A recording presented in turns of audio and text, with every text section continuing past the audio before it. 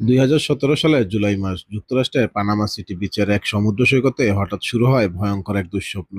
Robert উডসেরি নামের এক মা হঠাৎ শুনতে পান সমুদ্রের ভেতর থেকে তার দুই ছেলের চিৎকার। তারা আটকে পড়েছিল ভয়ঙ্কর রিপ কারেন্টে, এমন এক স্রোত যা মুহূর্তেই মানুষকে গভীর সমুদ্রে টেনে নিয়ে যায়। তাদের বাঁচাতে ছুটে যান মা, দাদি, আত্মীয় স্বজন, কিন্তু কয়েক সেকেন্ডের মধ্যেই পরিবারের 9 জন মানুষ মৃত্যুর ফাঁদে আটকা পড়ে।